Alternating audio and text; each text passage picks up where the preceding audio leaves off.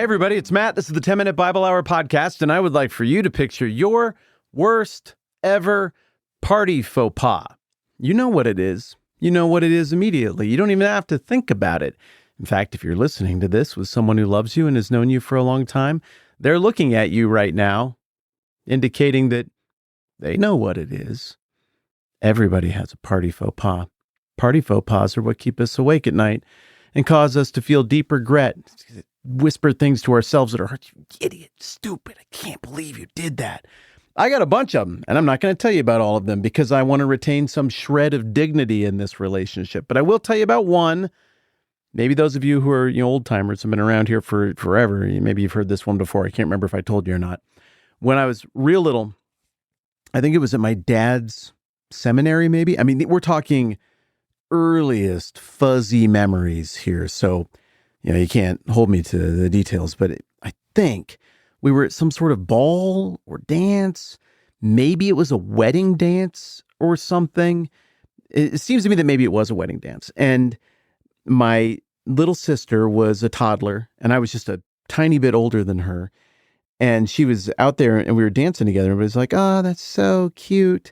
And I was like, this is annoying. And I'm like, I'm just going to pick her up and dump her over. So I gave her kind of a bear hug and then just let her go. And she flopped down on her little diapered butt. And I remember the room disapproving. And I think it's the first time I remember a whole bunch of people disapproving of me at once, because it was a massive party faux pas. I think everybody noticed. There was a big gasp. And look, I'm not even kidding here. I don't do a lot of, like lay on the couch, psychoanalysis, therapy stuff. Like, it's totally cool if that's what you're into. It just I haven't done a lot of that. But I wonder if I sat down with one of those people and they were like, let's talk, like, how are you? What's your weird stuff? And I was like, I got these weird things. I wonder if they would say, it was the dropping your sister thing and everybody guffawing all at once. That's what we call in the biz casually a core memory that really shaped you. Party faux pas are tough, right? Because it's a mistake that you don't just make in front of a lot of people, but you make a party faux pas in front of a lot of people, and it's supposed to be a nice time for everybody. It's very, very humiliating when that goes wrong. And like I said, I've got many more that I'm not going to tell you, and I bet you do too, and we can all just sit here and stew and brine in it and feel weird about it. Okay, now that we've got the stage set and we all feel properly agitated by remembering our worst party faux pas, maybe that will help us better appreciate the pressure that the host of this wedding in John chapter 2 was under when they run out of wine prematurely at this wedding. So we got a situation. John 2:1. On the third day, a wedding took place at Cana in Galilee. Jesus' mother was there, and Jesus and his disciples had also been invited to the wedding. When the wine was gone, Jesus' mother said to him, they have no more wine. Dear woman, why do you involve me? Jesus replied, my time has not yet come. His mother said to the servants, do whatever he tells you. Nearby stood 6 stone water jars, the kind used by the Jews for ceremonial washing, each holding from 20 to 30 gallons. Jesus said to the servants, fill the jars with water. So they filled them to the brim. Then he told them, now draw some out and take it to the master of the banquet. They did so. And then something happened. And we're going to talk about what happened in a minute.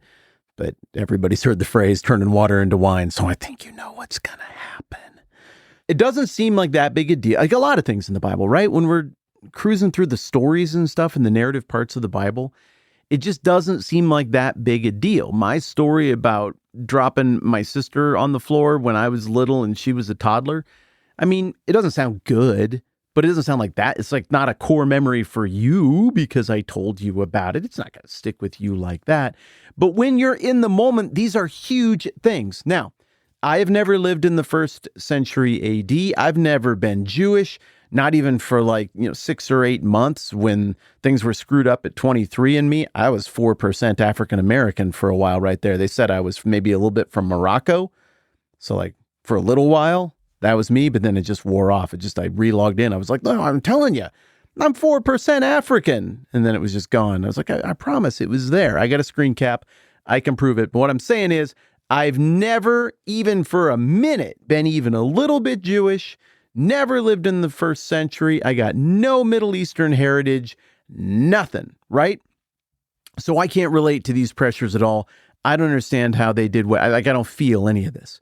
But let me tell you, when I talk to people who are from this part of the world, even today, they feel this passage harder than you and me, because there is this thing about Middle Eastern hospitality and the expectations that go with it. And it's a very old set of expectations. It goes beyond Judaism, even. I got all kinds of theories for maybe why this is the case. I don't know, the world is hostile and inhospitable in the ages before travel in a part of the world that could be pretty harsh. Hospitality probably mattered that much more. You can also go back to these ancient clans and tribes and maintaining peace between them with intermarriage, maintaining political peace within a society by having a nice wedding where we take a member of my family, a member of your family, put them together and we get along. Also, I think a lot of these feasts were a really big deal and lasted a really long time because it was just an opportunity for people to get together. I mean, you get the religious festivals and you celebrate a certain way at the religious festivals, but then you've got, once or twice a year, somebody's going to get married and it's like a week of vacation. Part of what I think is kind of fun about the way they would do these weddings back then is that it kind of put who paid to host it on a rotating basis. Maybe if you have 4 or 5 kids and they get married 4 or 5 times, you host the big party for the area. And then, everybody else has kids. They host big parties as well. Also, I think these were a big deal and lasted for a long time because you got to travel a long ways to go to these weddings. Today, I live in Rapid City, and as I'm recording this, it's Father's Day, so I'm a little bit ahead of you if you're live here because I got a tiny bit of travel coming up. And so for Father's Day, we just zipped up to Spearfish Canyon. If you've been to the Black Hills, you know what I'm talking about. If you haven't, you don't. But it's this beautiful canyon up there. It's really not very far in the grand scheme of things from our house. We can do a nice little afternoon drive and go see a bunch of the northern Black Hills stuff. And it's just great. But what if we were settlers on, like the Oregon Trail? I mean, we're not on the Oregon Trail, but what if we were on the Oregon Trail? That's days and days of travel, and somebody's getting dysentery along the way.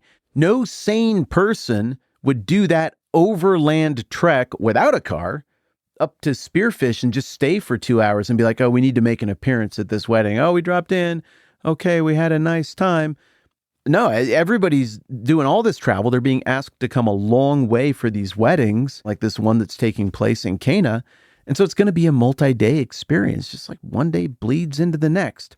Also, as we'll talk about, I don't know, maybe tomorrow, the rhythm of these weddings, it was different than ours. Our weddings are kind of centered around a ceremony that, everybody sits in and, well, you know what our weddings are like. I think these weddings worked a little bit differently, and we have some clues in other passages that we can look at to get a little fuller sense. But when you think about how they did weddings back then too, like just the ceremonial stuff, it kind of makes sense timing wise why this would be a multiple night, overnight kind of event. And so it's not just a wedding, right? Like this is your turn in the rotation to host the thing that brings everybody together and keeps stability in the community. And you don't want to look like an idiot. You don't want to have a party faux pas, because you're going to wear that like an albatross until the end of your days if you screw this thing up. Also, what if you have like one daughter or one son and you're hosting this thing and you only get one crack at it and you do something stupid and it ruins everything and it's embarrassment? We joke, right? But that could be the kind of thing that would become a nickname or a stain on your family name for generations to come. So you and I bumped the microphone. You and I look at this story and we're like, oh no, somebody ran out of wine. Like this. So the stakes were very big. And I think the original audience John is writing to would have gasped in horror the way the people did at whatever that event was at the beginning of the fuzzy part of my memory when I dropped my sister and everybody guffawed in horror at that event.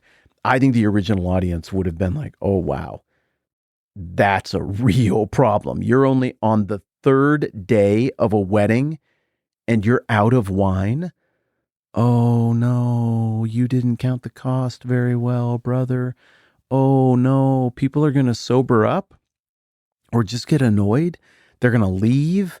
This is not going to be the kind of thing that sows peace. Also, like, think about this. I mean, back then you gave like money and dowries and big gifts to each other between families. Like when weddings happened, there was significant exchange of wealth to set the next generation on the right course. And maybe certain contractual promises are even made about like what kind of wealth each party is bringing to the table here. And if you run out of wine on the third day, that would make it look like maybe you exaggerated a little bit or cooked your books. And maybe you can't follow through on your promises. Like maybe what are we doing here with this whole wedding? The point is, I think the stakes were very, very high here. And I think as readers, we are supposed to discover that the wine ran out on the third day and put our hands on our head like the surrender cobra pose and be like, oh no, that poor family. Oh no, that poor host. Oh, that poor couple. Oh, your reputation is shot. This is supposed to be the happiest day, and it's just going to be a complete disaster. We're supposed to feel like a great thing was happening, but now it's about to swing to total disaster. And now we're hoping against hope that maybe Jesus can swoop in and salvage this thing because it's about more than people getting liquored up and hammered to their heart's content. There's way more on the line here.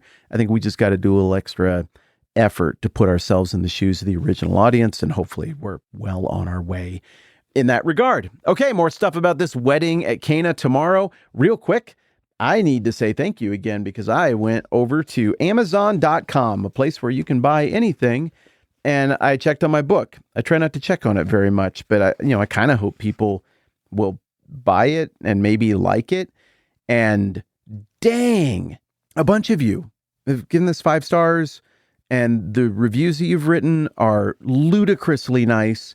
And I just want to say thank you again for liking the book, for making an effort with the book, and for writing nice things about the book. If you're new here, I wrote a book. You were probably figuring that out.